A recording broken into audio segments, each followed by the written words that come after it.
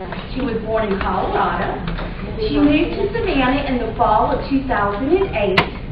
Her husband, Ross, is stationed at Hunter, and they have a blended family. They have Tyler, who is 16, and Drew and Morgan, who are both 13.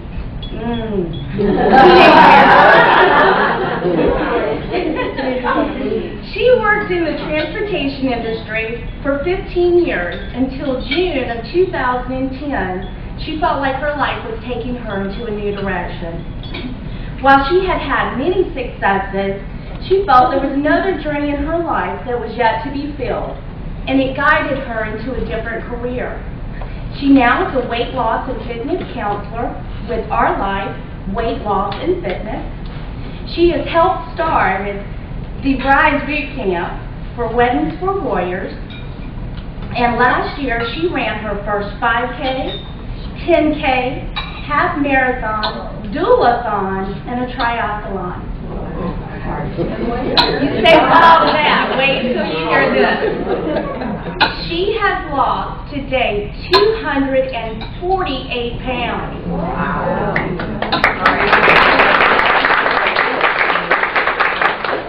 She shared with me that her motto has been to embrace every change, and that she's glad she's taken the path less traveled.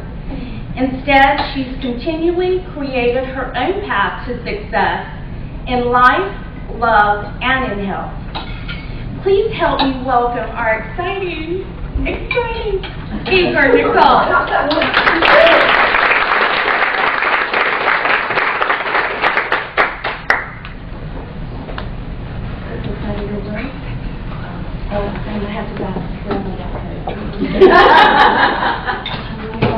Oh, good morning again.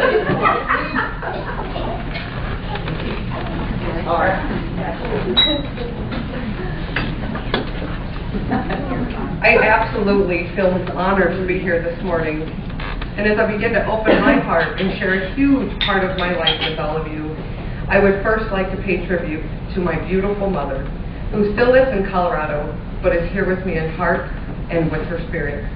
Without her and all of her wisdom and truth, without her standing true to her beliefs, without her love and compassion, I would not have the courage to stand here before you today and share this amazing journey. For you, Mom, I love you to the end of the earth. Thank you.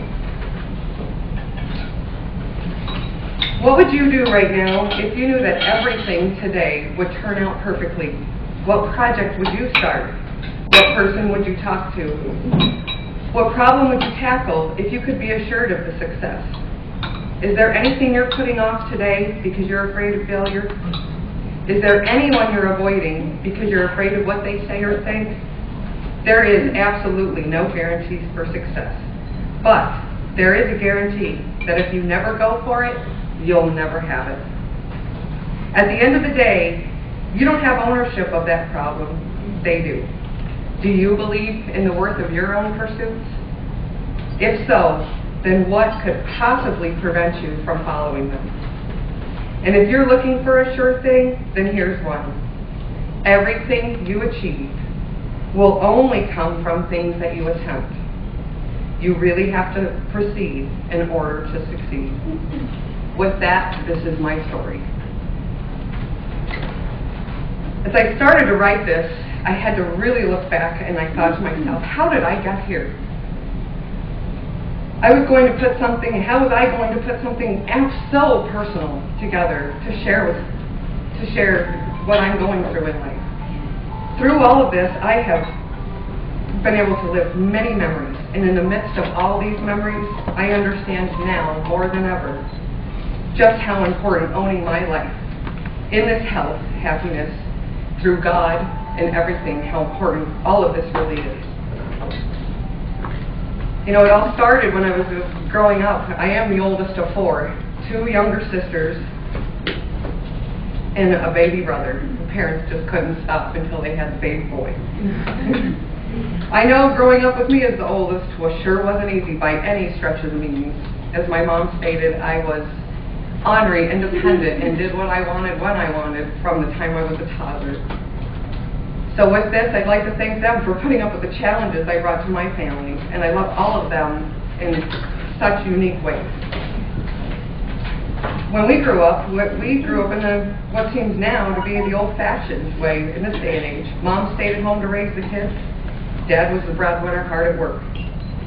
We also have that family dynamic that many other families experience as well, the addictive personality.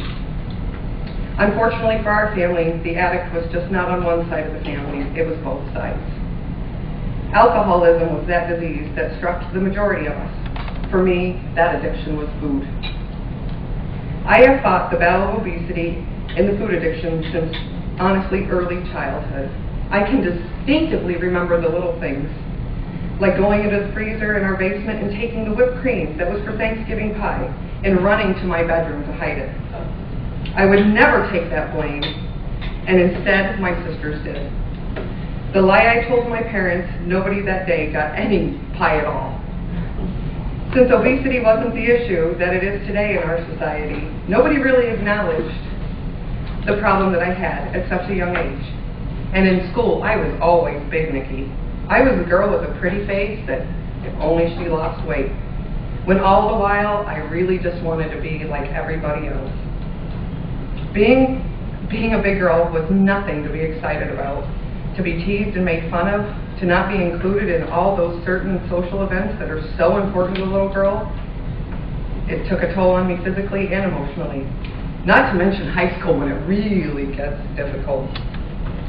Socially, I had friends all around me, and I had those friends because I was that girl you can go to me with for anything. I'd go to the ends of the earth with you. I'd give you my last dollar. I'd break up with a boyfriend. I'd break up with a girlfriend. I did your homework. There was nothing that I would not do.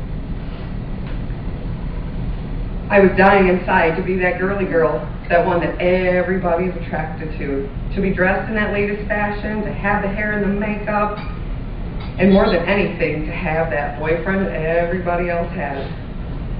Seeking that one out sure wasn't hard, but undoubtedly I did not make good choices in the ones that I chose. As a junior in high school, I got pregnant with my oldest son, Tyler, who's now 16 and a junior himself in high school. Finding out I was pregnant, that wasn't the hard part. Accepting that the father wanted absolutely nothing to do with me or the child, that wasn't even the hardest. Explaining to my parents that I was going to become a teen mother was one of the most difficult things I have ever had to share with anybody. What was even harder was the response. While they didn't take my announcement very well, what comes next was even more than I wanted to accept. I remember distinctively what my mother said. You might be pregnant, but I'll tell you this much. I'm a grandmother, I'm not a babysitter. She stood true to that statement, and she did not make it easy on me by any stretch of the means. And it took me to my later 20s to understand why she did that for me. She did that for my own good, and I am so thankful she put this back on me to handle. I knew she meant business when she spoke those words, and I had less than 9 months to pull it together and prepare for a baby, even though I was just a baby in a sense myself. I stepped up to the plate, and I had to step up quickly. I started excelling in school and was opportuned with an internship with the local advertising agency to work part-time doing clerical and reception work. My life revolved around school and work. That year, I did everything I set my mind out to do. School from 7 to 11:30, lunch on the way to work, and work from 12 to 5. Every day off from school, I worked full-time at the office, and that entire summer, they let me work full-time. August of 1994 sure came around like a whirlwind. Before I knew it, I was a new mom. If my mother's taught me anything about this experience, it was that this was my 100% responsibility. Not the responsibility of her, and not the responsibility of the state to support me. I never let her down. I never accepted or even attempted any kind of aid. All along, she was right. Having my son was the absolute best thing possible to happen to me in that given time, especially for that given time in my life. My senior year in high school stood in front of me, and just because I was a mother didn't mean I didn't deserve an education. Again, my life revolved around work. This time around, I had a baby to take care of too. Up early, off to daycare, then off to school, stop at daycare for lunch, head to work, work till 5, back to daycare, all to go home, feed, bathe, clothe, study, and go at it all over again. I was no longer even concerned about being young. I grew up so quickly, and I continued to grow in my disease too. I surely wasn't getting any smaller. And the memory that sticks out most to me was what I weighed after I gave birth to my son. At 17 years old, I was 244 pounds, a number that has never left my mind. The weekend before graduation, the trucking company that I went to work for when I went into my senior year offered me a full-time job in their dispatch. I was 17 and offered that job at $20,000 a year. I thought I was through the roof. This was also the start of an extremely successful career for me. I really was on top of the world. My son and I were going to be able to move out, have a place of our own. I took my career seriously, and I knew from that moment I wanted more than anything to succeed, to climb the ladder, and I let nothing stop me from getting to the top. Full speed ahead, and even fuller speed ahead in this struggle with my weight. That didn't matter though. I worked in a predominantly male industry. They really didn't care about my physical appearance. I was the workhorse, the girl that would stop at nothing to make sure everything got done. At 20 years old, I had no business packing my little Ford Escort with a baby in tow and heading to the unknown the way I did. I was offered a job in Riverside, California. Tyler and I moved into a tiny little apartment in Riverside. I found daycare and I continued to grow in my work. While living in California, I went through that I would really like a boyfriend all over again, just like I did all the years prior. This time around, it wasn't like the situation with my oldest son. I was 20 years old. What in the world? I was 20 years old. Wouldn't you know it? Pregnant again. How was I going to raise another baby? We had a plan though, and he wanted to be a father and help raise that growing baby. In that 9 months, I chose to go back to Colorado to get it together. Never burning a career bridge though, I was able to start work right away back in transportation. The time passed all too quickly, and before I knew it, I gave birth to my second son, Andrew, now 13. His father was with us for a short period of time after my son was born. As he went to family, he landed in the hospital and passed away. I didn't know how to grieve, I really didn't, but I knew how to eat. There was far too much going on in my life to grieve, and instead I went full on growing my career and raising my family. I also dug an even deeper hole within myself. For 15 years, I dedicated myself to work in transportation and logistics. All the promotions, awards, and recognitions, I was truly proud of my career accomplishments. What I didn't do was care anything about myself. It wasn't until the very moment that I had my rock bottom, I decided to take my life back. I remember that moment as clear as the sky is blue. While at work on a cold winter day, I was leaving for lunch, undoubtedly. I stepped outside to walk down the concrete steps in the parking lot, and I tripped over myself. I was so heavy that I couldn't even carry my own balance. That wasn't where it stopped. The first thought that even rolled into my head was, oh my goodness, who saw me? You know, my pride was hurt. I was completely embarrassed.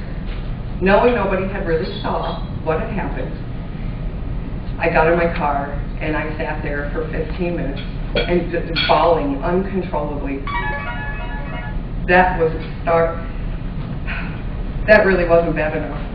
That moment I went to McDonald's and I really learned the power of that binge. I ate myself into oblivion, and I really didn't stop there. A couple of days had passed after the fall. I had severe swelling in my leg and terrible bruising. I really had to do the inevitable. It was time to go to the doctor. We all know the first thing they do at the doctor's office, you get weighed in. I stepped on that scale, and it finally stopped at 393 pounds. My body began to shake all over.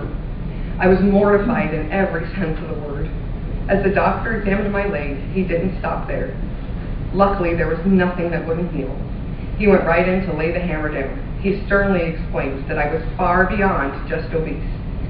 I hit that super morbidly obese category. He quickly ran all of my panels, and I had to return to him to hear that my liver panel was out of control. I was borderline diabetic. And if I continued on this path, I was writing a ticket to a very early death. Powerful words to be spoken to at just 31 years old. After a deep breath, all I could think was, who was this person that I had become? And how in the world did I get here? Did I really just not care about myself anymore? And in my inability to care anything about me, how was I able to raise 2 kids, to have anything to strive for? That deep breath later, that was the moment I decided to take my life back. Nothing, anybody was going to stop me. After much research, I decided to go to a seminar about bariatric surgery. This was something I chose to pursue, and an appointment was made to have the evaluation done by a surgeon and to discuss the options. My God, I was too scared to pursue that gastric bypass. I didn't want my insides rearranged, or at least that's how I thought after they explained what was done for you. Instead, I did choose the gastric lap band. This was after much explanation of what the lap band really truly is, and what people don't understand about the lap band is it is just a tool. It really only accounts for 20% of your weight loss. The rest is up to you. I went ahead and made that choice. I wanted to see if I could get it done. 2 weeks later, denied by the insurance company. Again, stooped, torn, hurt. I was angry. I was mad. Why? How can you deny this disease? It wasn't covered, nor anything that has anything to do with obesity, as they did not believe this was a disease. Instead of losing all hope, I dug a little deeper. I decided to take a financial chance and pay for this out of pocket. Something needed to be done to save my life. Again, what most people don't realize about this band is it really is the tool. A tool to help you lose the weight. And the proven statistics is that it is 20% of your weight loss. The rest is up to you and what you want to do. I went forth with the nutrition classes, the therapy evaluations, the strict diet 3 weeks before the surgeon who told me at my size, he couldn't even guarantee this band would work. He didn't know if he had a band big enough to place around my stomach. Those words of the surgeon, in my mind, those were fighting words. Little did he know, nobody doubts me in my newfound fight for my life. That came March 31st of 2008. The lap band was surgically placed. Another day that sticks so very close to my heart. Those nurses wheeled me back to surgery, and I looked up with the biggest smile and told them, wake me up when I'm skinny. Little I knew that I wasn't going to physically wake up skinny, but in my mind I already was. I can't even stress enough to anybody that I took this band more seriously than I've ever taken any other situation in my life. The journey begins, and this was it. Over the next 90 pounds, I learned everything about nutrition. Every calorie I took in was accounted for, and I was well on my way. Life was moving in a direction bigger than this planet. My attitude towards life became even bigger. As my journey started, so did the journey in love. That year, I met my husband, Ross, my hero, that man who has proven to be what a real man is, in his career serving our country, and it's his desire, as he calls it, to go along with my ride. Our relationship started on the internet, and there was no worry of physical attraction because our friendship started during a deployment while he was in Afghanistan. I could easily talk to this man. He wasn't going to see me anytime soon, if ever. Ladies, I highly recommend starting a union this way. There's no dramatics. And I didn't put much of any idea of a future with him, as the miles and the space between us. Who really thought 2 people could be brought together that way? And even more importantly, I was busy taking care of me. But October of 2008, it was time to get motivated to learn to work out. The weight was coming off, and I was comfortable in my ability to manage my food now. Now I needed to step it up just a notch. And a personal trainer is what I got. The search was on. Ironically, I was at the dentist one afternoon talking to her about my desire for a trainer, as I had already lost a good amount of weight, and knowing my thick-skinned personality, she told me about the anti-gym. This was a no BS place, and the philosophy behind the madness was no chubbies. I called, I went in, and I met him. And in speaking to the trainer, I openly asked him, as I looked into his eyes, is this something that I can handle? He never hesitated to say yes. And I really knew by his answer, he wasn't telling me that just to get my money. There was that instant connection. He had just as much a desire to save me as I had to save myself. My first weigh-in with Ben, what a memory, 300 pounds. And while I was super proud in my own forethought at that given moment, it was still so far from being healthy. The workouts weren't like anything you have ever seen. The place shouted at you, threw cupcakes at you, held you to standards that most people call absurd. But at the given time in my life, that is the push I needed. I told them not to beat around the bush with me. Treat me like you treat everybody else. I have an inner athlete. I got my rear end handed to me, and that was the best place. They had me doing things to strengthen my body through cardio, calisthenics, weight training, push-ups, more push-ups, and through lots of cupcake throwing and even being shouted at through a bullhorn. I was in love with this newfound strength. Every day through it all, Ross just called, as excited to hear about my day as I was excited to tell him about it. Our friendship was getting closer and closer, and his interest in my lifelong disease piqued his interest to the point that he did days and hours of research and understanding obesity to help me along the way. He even sent me my first gift basket full of organic health foods for Valentine's Day. And he said to me after I got the basket, he was so nervous that I would be offended in what he said. I wasn't the girl to give chocolates to, and I think he understood that after our year-long union over the internet. And with that, the December we decided to meet. He was coming back to the States for his 14-day R&R and talk about taking a chance. But the beauty of all of this is we were both very secure in knowing no matter what happened when we met. If the physical attraction wasn't there, it didn't matter. We had a very lifelong friendship. The day I landed in Atlanta, I remember going up the escalator and he instantly spotted me. Mind you, I was still very big, but I carried myself with a confidence and a smile through my heart that I had never had before. And that man met me with open arms. For the very first time, we both truly fell in love. Our time together was short, but honestly worth every second. As he went back to Afghanistan, I went back and continued on this journey. During my time at the gym, I met someone else who has become a very powerful influence in my life. Angela, who struggled with her own weight, but you wouldn't know by looking at her now. That friendship started when she opened up to me and said, "Hey Nicole, I have to be honest with you. That first time I saw you walk into this gym, I thought to myself, oh, there is no way she's going to survive." That friendship grew, and she jumped along with the ride with me too. I was surrounded by such positive, powerful people in my life. My family, my newfound friends, even my coworkers were in disbelief at the woman I was becoming, and they all cheered me on. And I don't think that any one of them ever thought I would give up at this point. Angela challenged me to my first 5K in the spring of 2009.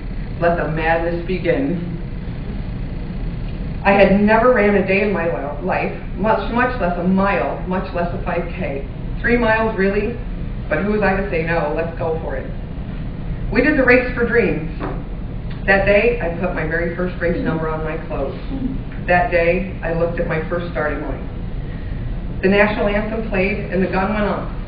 We were doing this and I couldn't believe it. As we approached the finish line, there stood my boys, cheering, clapping, jumping up and down, ready to hug Mom as I crossed that finish line. 46 minutes later, a milestone was created that day. Through that summer, Angela and I did many wacky events together, the duathlon, a 10K. I mean, we really stopped at nothing. It was her aspiration to challenge me to something new. While she enjoyed this, she taught me to enjoy this change too. She has a philosophy that I often use when I deal in my line of work now, is that the world truly does reward action.